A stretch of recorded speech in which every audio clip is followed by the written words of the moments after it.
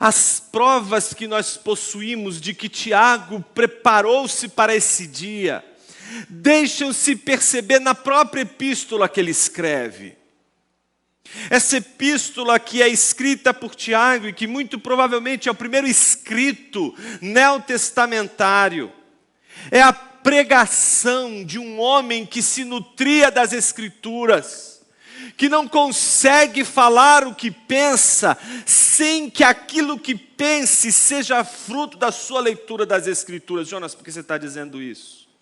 Porque nitidamente Tiago, quando escreveu a sua epístola, obviamente muito antes do seu martírio, muito antes da sua maior provação, Tiago preparou a sua igreja para a provação, preparou a sua igreja para a tentação, preparou a sua igreja para dias difíceis.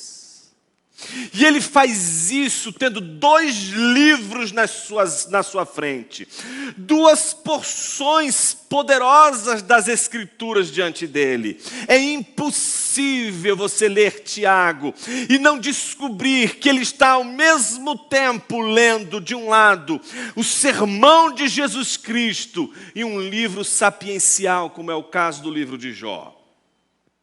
O que eu pretendo mostrar para vocês hoje é que Tiago preparou a sua igreja para o dia mau, preparou a sua igreja para a provação, porque ele sabia qual é a única coisa que pode manter uma igreja firme diante das provações e diante das tentações.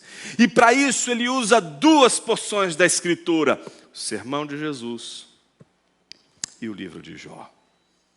O sermão de Jesus pode ser percebido ao longo de toda a epístola, especialmente nesse trecho que nós acabamos de ler.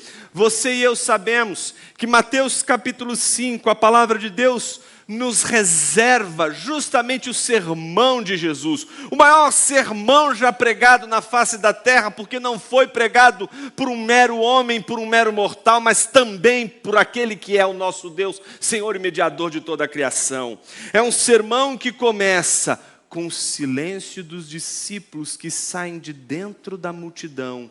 E isso é tão importante, porque Jesus não prega para a multidão, Jesus prega para os discípulos que saem da multidão, e se a multidão ouve o sermão de Jesus, é porque Jesus estava pregando aos seus discípulos, e isso significa muito para a gente hoje, porque se o mundo ouve o Evangelho, não é porque nos dirigimos, ou o Evangelho se dirige única e exclusivamente ao mundo, o mundo vai ouvir o Evangelho todas as vezes que o Evangelho for pregado para a igreja, todas as vezes que o Evangelho for pregado para os discípulos de Jesus, é ouvindo a pregação do Evangelho para os discípulos que o mundo se converte, que o mundo tem a oportunidade de ouvir o Evangelho de Jesus Cristo.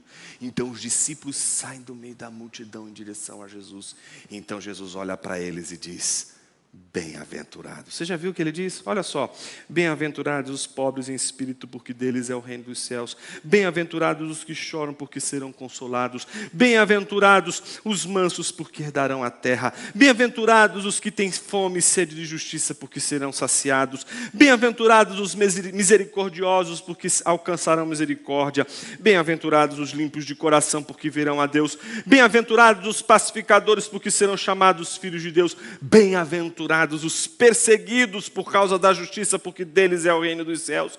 Bem-aventurados são vocês, quando por minha causa os insultarem, os perseguirem e mentindo, disserem todo mal contra vocês. Alegrem-se e exultem, porque é grande a sua recompensa nos céus, pois assim perseguiram os profetas que viveram antes de vocês.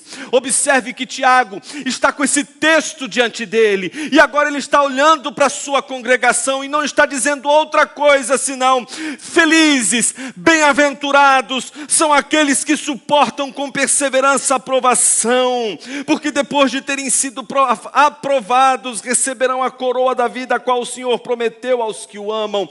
Tiago não está fazendo outra coisa, senão lembrando para aquela igreja as palavras que um dia Jesus disse aos seus discípulos: bem-aventurados aqueles que estiverem sendo perseguidos por causa do seu nome. Felizes são aqueles que estão sofrendo provações. Felizes são aqueles que estão sob intensas provações. Jonathan Edwards, quando leu essa passagem, junto com as passagens referentes a 1 Pedro, ele chegou à conclusão mais preciosa da sua vida, que levou ele a escrever o seu livro, sem sombra de dúvida, o mais conhecido e o mais importante de todos eles, chamado Afeições Religiosas. Nesse texto ele abre com uma excelente exposição de 1 Pedro, mostrando nada mais, nada menos, de que a única prova que pode fazer com que alguém distinguido de qualquer outro que não é convertido é a alegria e o amor diante das provações. As manifestações, a nossa cara, o nosso conhecimento bíblico, a nossa linguagem, o nosso jeito de agir, a nossa maneira de viver, tudo isso escamoteia a conversão, tudo isso escamoteia a regeneração, o seu jeito de falar, o seu jeito de se comportar, seu vocabulário, seu modo de tratar as pessoas. Tudo isso escamoteia a regeneração. Qualquer pessoa pode reproduzir os trejeitos evangélicos, as nossas, inclusive, esquisitices. Aquilo que a gente jamais deveria reproduzir é aquilo que mais facilmente nós podemos imitar uns aos outros. É fácil reproduzir a linguagem evangélica, é fácil reproduzir o comportamento evangélico, é fácil se passar por regenerado, é fácil se passar por um evangélico. Conseguimos reproduzir uma imagem de crentes convertidos facilmente, mas não conseguimos reproduzir alegria e amor diante do sofrimento e da provação. Você vai conseguir enganar todo mundo à sua volta, você vai conseguir ludibriar pessoas com o seu jeito de ser, mas ninguém vai conseguir produzir alegria e amor no coração, se não for pela graça e a misericórdia do Senhor nos alcançando.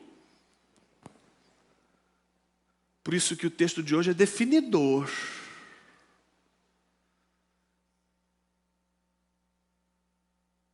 Ele é definidor porque ele revela a luz que ilumina e expõe a veracidade da nossa conversão. O que te torna crente de verdade? Sua ortodoxia? Seu comportamento? É sua alegria? Minha pergunta para você hoje é uma só. Você pode dizer que é feliz na casa do Pai?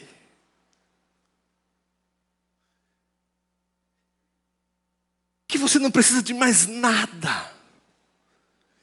De que tudo que você precisa para ser feliz, Deus já te deu? E não são os milagres?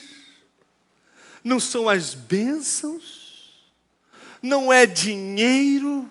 Não é a amizade de pessoas tão queridas? Mas é a presença do seu Filho entre nós.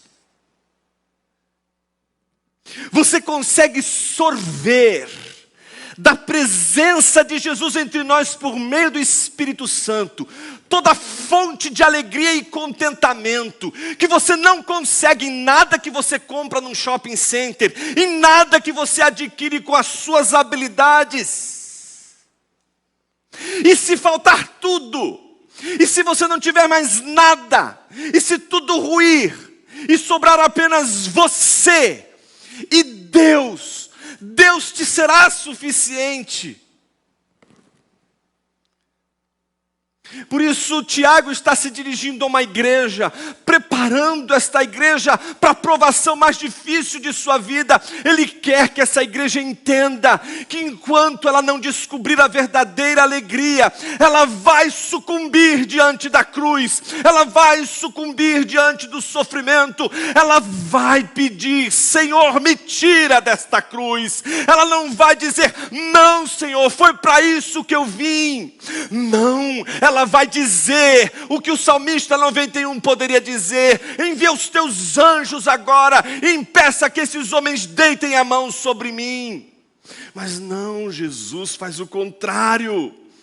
Jesus diz a Pedro que guarde a sua espada. Ele tem poder e autoridade para dizer a todos os anjos que impeçam os homens de colocar as mãos sobre ele. Mas Jesus sabe que ele vai precisar passar por aquela cruz.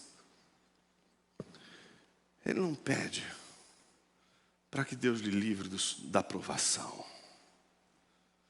Tiago está preparando uma igreja, não para que ela peça que Deus a livre da provação, mas para que ela encontre contentamento, para que ela encontre alegria. Porque aí não importa se ela está sob intensa aprovação ou não, quem tem a alegria vai permanecer com tudo o que precisa, seja na alegria, seja na tristeza, seja na tentação, seja na aprovação. Então observe como o Tiago está dizendo: feliz, bem-aventurado é aquele que suporta com perseverança a aprovação. Ele está lembrando as palavras de Jesus.